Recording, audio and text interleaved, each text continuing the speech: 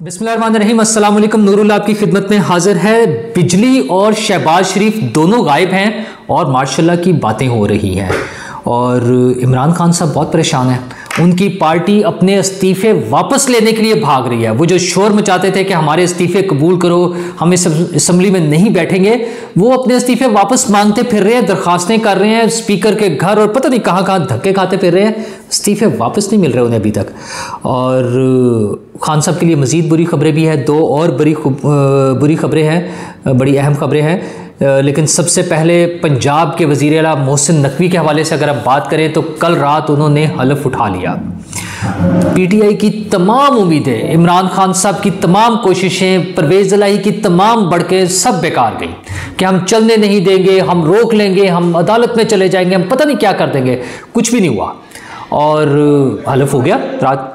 उन्होंने वो वज़ीर आला पंजाब बन गए हैं। बल्कि आज सुबह उन्होंने जो फर्स्ट मीटिंग की है वो आटे के हवाले से की है, क्योंकि आटे की शॉर्टेज का मसला है, कुछ इलाकों में नहीं मिल रहा है, महंगा होने के बावजूद नहीं मिल रहा है।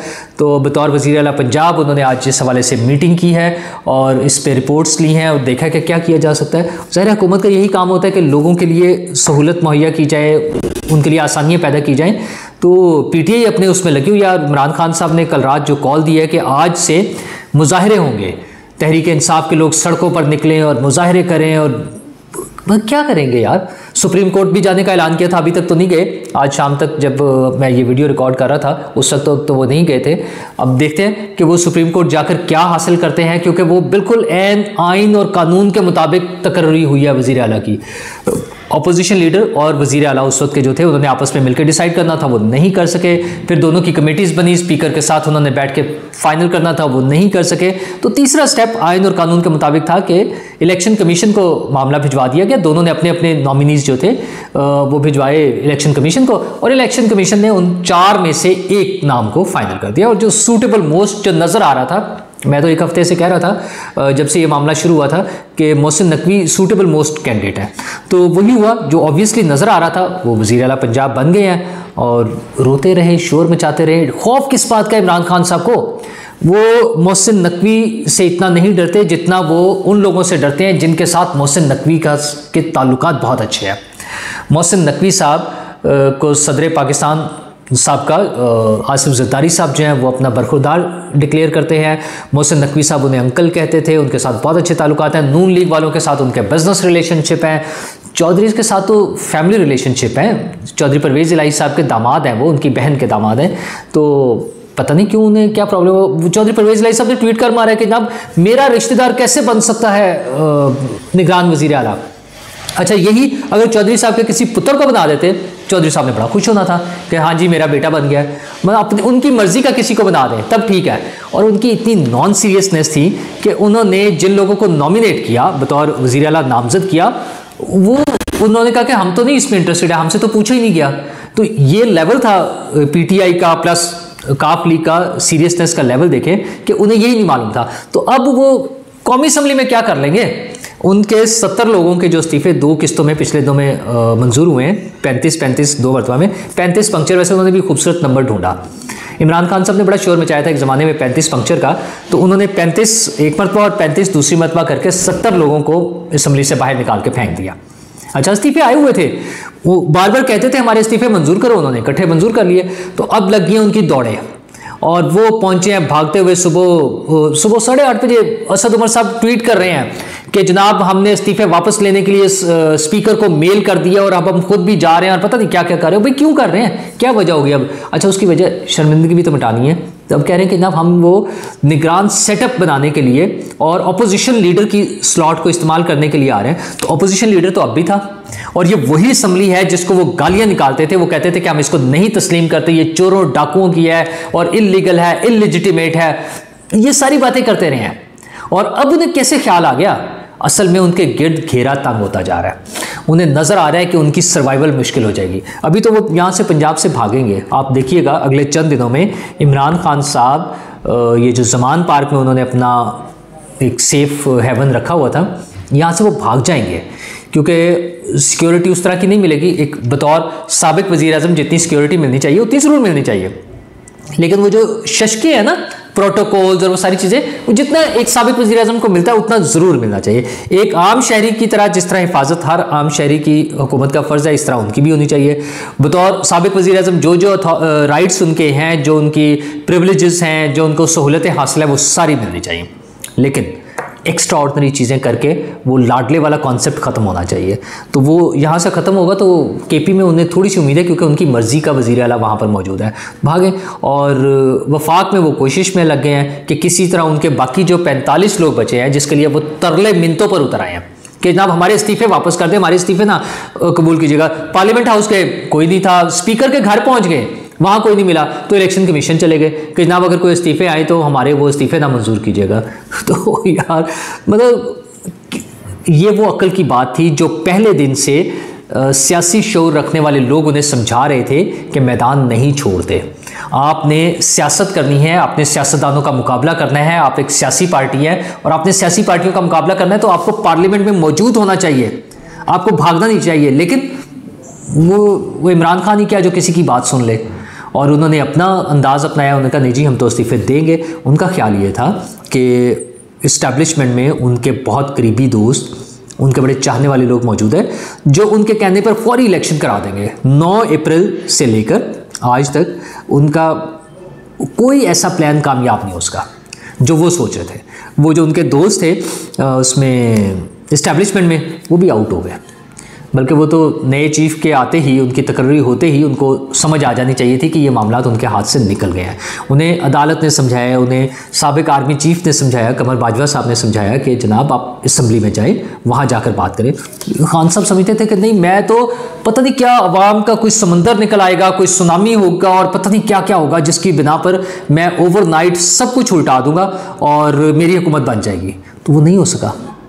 ना अवाम वहाँ नजर आए, ना कोई इनकलाब आया, ना कोई प्रेशर लिया हुकूमत ने, किसी पार्टी ने कोई प्रेशर नहीं, उनका जो करना आप कर लें।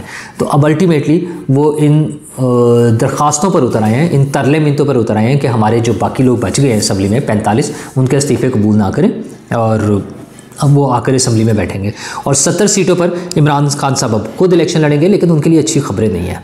2 चीज़ें हो रही हैं। एक तो उनका जो सबसे बड़ा ड्रामा जैसे एक एक करके अनफोल्ड होते हैं, ख़त्म होते जाते हैं। वो साइफर था, वो बैरूनी साजिश थी, वो डोनाल्ड डू था और पता नहीं क्या क्या अमेरिका का था, वो सब कुछ खत्म हो गए, भूल गए, उन्होंने मान लिया कि ऐसा कुछ नहीं था। तो अब ले देके उन्होंने एक प्लस्तर जो चढ़ाया हुआ है, जो उनके बकौल उनकी निचली टांग जो टूट गई है गोलियां लगने से, उस पर जो प्लस्तर है वो उनकी एक फाइनल उम्मीद है कि इसकी बेस पर मुझे पता नहीं क्या मिल जाएगा। अच्छा, उस प्लस्तर ने कराची में तो उन्हें नहीं पे किया। मतलब वो जो दोनों बड़ी पार्टियां हैं वोट्स के हिसाब से, सीटों के हिसाब से, पीपल्स पार्टी और जमात इस्लामी, उनसे 50% भी सीट्स नहीं ले सके उन दोनों के मुकाबले में। इस टूटी हुई टांग, वो जो निचली टांग टूटी हुई है, उसकी तस्वीरों के बावजूद उन्होंने कैंपेन ही ये चलाई ना, हमदर्दी का वोट लेने की कोशिश की, लेकिन नहीं मिला। तो यहाँ पर भी अदालतों से वो भागने की कोशिश कर रहे हैं, बार बार उसी को इस्तेमाल करके कि मैं नहीं जा सकता।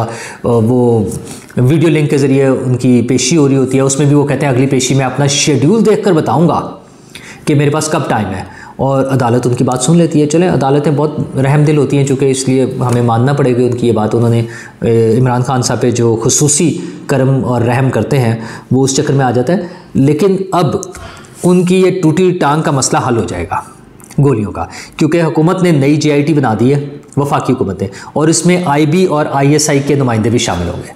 अभी तो जो JIT थी उसमें पंजाब पुलिस के लोग थे और वो इमरान खान साहब की मर्ज़ी से सारी चीज़ें प्लान करके एक रिपोर्ट तैयार होती थी, आती थी, और पता जो भी कुछ हो रहा था, अभी कोई अथेंटिक चीज़ें तो नहीं थी, लेकिन बहरहाल वो उसकी मर्ज़ी से हो रहा था। अब जो वफाक ने JIT बनाई है वो फिर दूध का दूध पानी का पानी हो जाएगा। फिर पता चल जाएगा कि कितनी गोलियां इमरान खान साहब को लगी हैं, कितनी गोलियां जो है इमरान इस्माइल के कपड़ों से निकली थी, और कितनी गोलियां ऊपर से गुजर गई और इमरान खान साहब नीचे आ गए थे। पता नहीं क्या क्या हुआ था, जो ड्रामेबाजियाँ हुई हैं वो सारी चीज़ें क्लियर हो जाएंगी। और वो जो अल्लाह माफ़ करे उनकी निचली टांग टूटी है उनके मुताबिक, और कहाँ गोलियां लगी हैं, क्या हुआ, ये सारी चीज़ें फिर खुलकर सामने आ जाएंगी।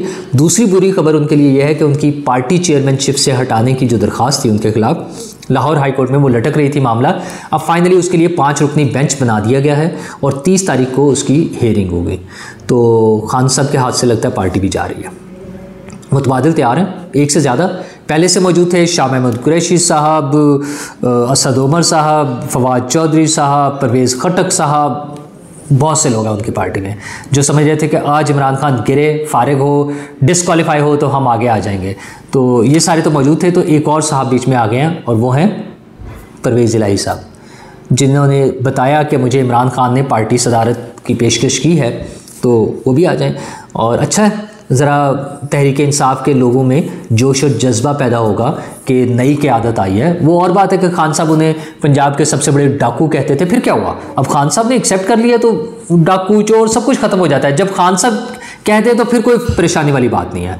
फिर इखलाकियात और क्राइम और जराइम और रिश्वत और लूटमार सब कुछ क्लियर हो जाता है, सब जायज़ करार पाता है। तो वो उन्होंने उनके बारे में कहा हुआ है कि आ जाएंगे। और ये अब देखते हैं कि उनके इस्तीफे अगर बच जाते हैं तो वो असम्बली में आके क्या रोल प्ले करते हैं। पंजाब में उनकी हुकूमत थी तो उनकी मर्ज़ी का निगरान सेटअप बन गया, नहीं बना ना। तो खान साहब ये खुशफहमी है, होना कुछ भी नहीं, होना वही है जो प्लान हुआ है, चीज़ें उसी के मुताबिक चलेंगी। और गेम जो है आपके हाथ से निकलकर पीडीएम के हाथ में चली गई है। लेकिन उसके बारे में भी बड़ी अजीब अफवाहें फैलती रहती हैं। आज सुबह 7:30 बजे लाइट बंद हो गई और पूरे मुल्क पे बंद हो गई। तो फिर अफवाहें शुरू हो गई कि शायद कोई मार्शल लॉ लगते जा रहा है। अच्छा, मार्शल लॉ लगने की 2 अफवाहें चल रही हैं। एक तो बिजली बंद होने की, वो तो आज की है, और दूसरा कुछ दिनों से शहबाज शरीफ साहब के बारे में ख्याल है कि वो शायद गायब हुए हुए हैं। तो वो प्राइम मिनिस्टर हाउस में इस्लामाबाद में नहीं मौजूद और वो लाहौर में हैं या इधर उधर होते हैं। तो उसके हवाले से भी लोगों को डाउट्स क्रिएट होते हैं, डेवलप होते हैं कि शायद कोई और सेटअप बनने जा रहा है। अच्छा, जबकि ऐसी कोई बात नहीं है। वज़ीर आज़म शहबाज शरीफ अपने भरपूर तरीके से अपनी पोस्ट पे मौजूद हैं, अपने काम कर रहे हैं, अपनी मीटिंग्स कर रहे हैं, सारी चीज़ें चल रही हैं। और बिजली का बंद होना एक टेक्निकल फॉल्ट है। हाँ, ये अफसोस की बात है कि पाकिस्तान जैसे मुल्क में जहाँ पे वैसी लोड शेडिंग का रोना रोया जाता है, और लेकिन दूसरी तरफ हमारा दावा है और हम हैं दुनिया की एक बड़ी एटमी क़ुव्वत हैं। हमारे पास एटमी हथियार हैं, मिज़ाइल हैं, बहुत से ऐसी चीज़ें हैं। लेकिन हमारा बिजली का निज़ाम अगर ट्रिप हो गया है, ख़राब हो गया है, तो उन्होंने खुद ही एक तो 14-15 घंटे का तो कह दिया, रात 10 बजे का तो वफाकी वज़ीर जो बिजली के हैं उन्होंने कहा कि रात 10 बजे तक का डेडलाइन दिया है। लेकिन शायद ये इससे भी आगे चला जाए और कुछ इलाकों में बिजली बहुत ज़्यादा लेट आए, कल सुबह तक जाकर आए।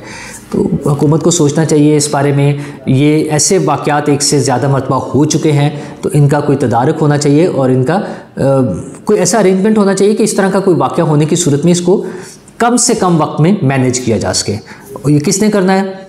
हुकूमत ने करना है। इसके लिए इंस्ट्रूमेंट्स चाहिए होंगे, मशीनरी चाहिए होगी, रिसोर्सेज चाहिए होंगे डेफिनेटली। लेकिन उस सारी चीज़ों का अरेंजमेंट करना किसने है? अगर हुकूमत करेगी तो हो भी जाएगा। और लेकिन जो शकूक हैं वो इस वजह से एक तो पैदा हो रहे हैं, दूसरा वो जो नई पार्टी की बातचीत चलती रहती है वो भी अपनी जगह मौजूद है। आपको पता है कि नून लीग के अपने ही कुछ लोग जो तकरीरें कर रहे हैं, सेमिनार्स अटेंड कर रहे हैं, जिसमें मिफ्ता इस्माइल हैं, शाहिद खाकान अब्बासी हैं, मुस्तफ़ा नवाज़ खोखर जो पीपल्स पार्टी से गए हैं वो हैं। उन सब की बातें जो हैं वो बड़ी अजीबोगरीब सी हैं। एक तो वो यूथ के हवाले से बड़े परेशान हैं। मुझे नहीं समझ आता, एक तो जो नए सेटअप बनते हैं उसमें यूथ को बड़ा टारगेट किया जाता है। तो उसी तरह की कुछ बातें हैं। मुस्तफ़ा खोखर ने कल एक ट्वीट किया जिसमें उन्होंने कहा कि youth here are completely disappointed in politics. तो यूथ के उनकी भी परेशानी है। इसी तरह आसिफ किरमानी साहब हैं सेनेटर नून लीग के, और उन्होंने भी फरमाया है, उनका बयान आया कि बरसों से मुल्की वसाइल और दौलत पर अशराफिया का कब्ज़ा है। आज का नौजवान डिसअपॉइंट तो नहीं है लेकिन मुतमईन भी नहीं है, उन्हें भी यूथ की फ़िक्र है। शाहिद खाकान अब्बासी को तो ये पूरा सियासी निज़ाम ही चलता हुआ नज़र नहीं आ रहा। उनके ख्याल में ये सियासी निज़ाम नाकाम हो गया है और ये डिलीवर नहीं कर पा रहा है। और मिफ्ता इस्माइल साहब का ख्याल है कि उनको हटाकर क्या तीर मार दिया है। तो मिफ्ता साहब आप भी जो कुछ कर रहे थे वही कुछ डार साहब कर रहे हैं। तो ये ऐसी बातें हैं जिनसे इस शक को तक़वियत मिलती है कि कहीं पैरेलल कोई और गेम हो रही है और कोई नया सेटअप बनाने की बात हो रही है। वो लंबे अरसे के लिए भी हो सकता है। तो क्या जिस तरह मोहसिन नकवी साहब आए हैं, इसी तरह फौरी तौर पे कोई पैरेलल फेडरल गवर्नमेंट का भी सेटअप आ जाएगा, वहाँ पर भी कोई निगरान सेटअप बनने की तैयारी हो रही है और वो फिर एक लंबे अरसे तक चलेगा। क्योंकि इस बारे में बार बार बात हो रही है। मेरा अपना ख्याल यही है कि पंजाब असम्बली में जो नया सेटअप बना है पंजाब में, ये 90 डेज़ के लिए नहीं है। आइन और कानून के मुताबिक 90 डेज़ के लिए है। मोहसिन नकवी साहब भी यही फरमाएंगे, अभी फ़िलहाल सब यही कह रहे हैं, लेकिन इसके लिए कोई तरीका ढूंढा जा सकता है, कोई ना कोई तो तरीका ढूंढेंगे, और वो क्या तरीका होगा, वो कब आएगा, मुझे लगता है कि ये लंबे अरसे के लिए चलेगा, या कम से कम जब तक वफाकी हुकूमत में सेटअप बन के और नया इलेक्शन होने का प्लान होगा, नेशनल इलेक्शन का, उसके साथ ही ये सारा कुछ होगा। सारी चीज़ें अपनी जगह। एक अहम मसला है कि मुल्क की माशी सूरत जो है वो थोड़ी सी बेहतर हो जाए, लोगों के लिए आसानियाँ पैदा हों, ये मुश्किलात कम हों, और उसके लिए हुकूमत ने काम करना है। अच्छा, अल्टीमेटली लोग भी परेशान हो जाएंगे अगर ये हुकूमत नहीं डिलीवर कर सकेगी। तो जो बातें आज शाहिद खाकान अब्बासी साहब और मुस्तफ़ा नवाज़ खोखर साहब कह रहे हैं, ये फिर लोगों की आवाज़ भी बन जाएंगे। तो उस वक्त से पहले हुकूमत ने कोई एक्शन लेना है, देखते हैं कि वो क्या करते हैं। शुक्रिया।